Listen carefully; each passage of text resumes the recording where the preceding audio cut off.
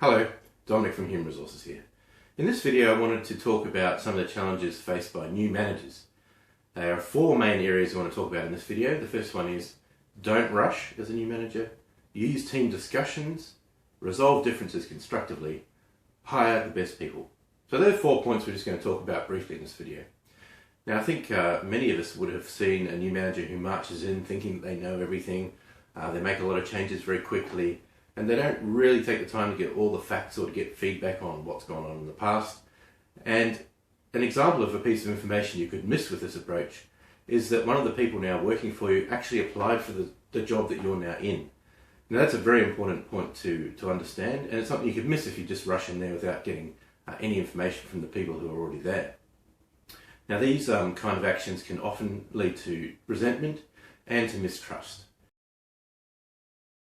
Although as a new manager there may be pressure on you to make changes because that's part of the reason you've been hired, it's much more important to take your time to actually ask questions of the existing people who are in the team, to listen carefully and to build trust, because those things are going to give you a much better outcome in the long term.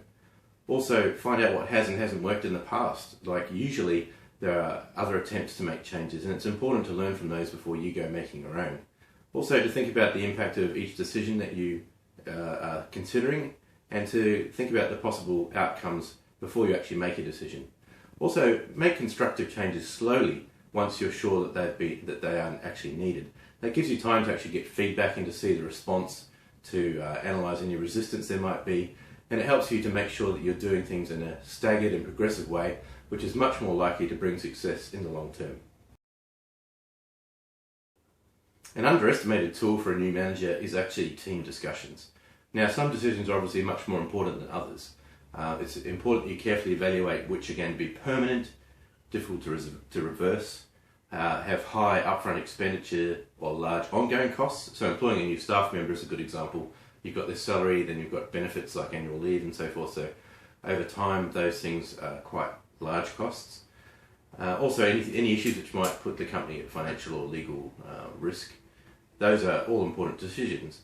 It's quite tempting for a new manager to just lock themselves away in their office and try and ponder all these difficult decisions themselves. But actually, it's much better to get the views of the other members of the team, even on the big decisions, and perhaps especially on the big decisions. Of course, you'll be making decisions on a daily basis, but for major decisions, it's much better to include your team. Even if you end up making the final decision yourself, at least you've got the input from everybody, and everybody's able to see why or what it is that's brought you to the point of making the decision you made. Another really important reason for including your staff in discussions about important decisions is the need to build mutual trust. Once people can tell that you believe in their ability and their judgment, they're going to assume more responsibility. And one of your roles as a manager is to build people's ability to move into a senior role. But it also helps you in your own work, because if they know they have your trust, then they're going to be able to make decisions knowing that there won't be repercussions. They won't have to check everything with you. They won't be constantly coming in to ask you about fairly routine things. Now, it's important to recognise that these are not techniques to try and trick people into helping you. These are actually your genuine interest in helping people to progress in their own careers and in actually making the best decision for your whole team. So that's the approach with which we have these kind of team discussions. Basically, once you've got an issue that you've identified as being a serious one that needs consultation, you should ask everybody involved for their ideas after outlining what it is that the challenge that's facing you and the team. Get their thoughts, get their opinions. Make it clear that any their thoughts or opinions about the issues are fine. Obviously, we're not going to be targeting people if we disagree with them. We're going to actually try and talk about the issues. That's an important ground rule in these discussions. But this is an opportunity to learn about any reservations people might have about the approach you're thinking of. They may also have some good ideas of their own that you hadn't thought of. And in fact, the staff members, even if they're not in agreement initially, they can often come to a decision by working through the different possibilities and ideas that are suggested. That helps to build your own communication within the team, and to see people, for people in the team to see each other's skills and abilities and the way each person can contribute to an important decision. So involving your staff is really going to make sure that people are feeling respected, and also enhance their self-esteem. They'll know that they've been heard, and also builds commitment to the final decision. Even if it's not the decision they actually wanted, they still respect the process that's got you there.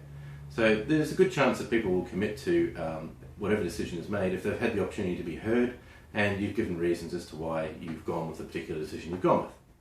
So that's a really important tool, a really important way of engaging your team discussions about decisions. Whenever you're faced with major differences of opinion, it's really important to work through them rather than to avoid them. An open discussion about an issue is much better. So that may crop up in the context of the meetings that we've just been talking about, where you've got a significant decision to make, or it may be something about the direction of the team or some other issue. Sometimes differences arise because of a lack of communication or misunderstandings. So sometimes it's important to actually have the issue discussed in a team environment. Sometimes it'll be more appropriate to deal with the person one-on-one if there's a difference of opinion. But sometimes you need to actually get everyone together to talk about the direction of the department or the team. So where you want to do that, it's better to outline the issue and ask everyone for open and honest discussion about the issue, not targeting people.